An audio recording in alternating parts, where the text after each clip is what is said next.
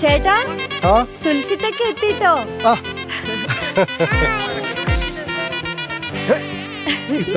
ഇതൊരു കോമ്പറ്റീഷൻ ആയിട്ടല്ലോ. നിങ്ങളൊക്കെ കൂടെ പിടിച്ചു വെക്കണ്ടേ?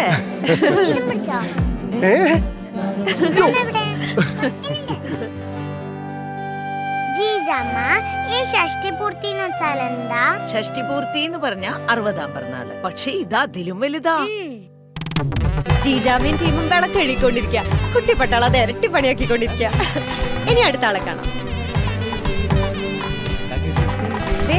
നമ്മുടെ മിനി ആന്റി ആന്റിയുടെ മാസ്റ്റർ പീസായ പരിപ്പുവടയും അച്ചപ്പൊക്കെ ഉണ്ടാക്കുക. നീ ആ ഫോണും തിരിച്ചേ. മിനി ആന്റി, അശ്വതി, നിനക്ക് വരാൻ പറ്റിയില്ല അല്ലേ? ഇല്ല ആന്റി, അവസാന നിമിഷം ലീവ് ക്യാൻസൽ ആയി.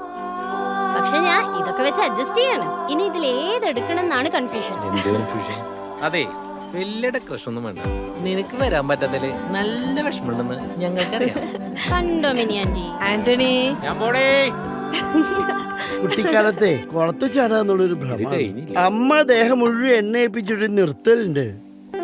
അതേസമയം നല്ല മുരിഞ്ഞ പരിപ്പൂടായിട്ട് അമ്മാനൊരു വരവുണ്ട്. പിന്നെ പരിപ്പൂട തിന്നണോ കുളത്തു ചാടണോ ആകെ ഒരു പരിഭ്രമാ. എന്റെ നമ്പീഷൻ ബ്രോ, ഇന്നത്തെ ജനറേഷനെ നല്ല മുരിഞ്ഞ പരിപ്പുട, ചൂടുള്ള കട്ടൻ കാപ്പി, നല്ല തണുത്ത മഴ, അതാണ് അന്തസ്. മക്കളെ, അന്തസ്സായിട്ട് മഴ പെയ്യുന്നതിന് മുമ്പ് എല്ലാരും വന്ന പരിപാടി തുടങ്ങാം. മാഷ് വന്നിട്ടുണ്ട്.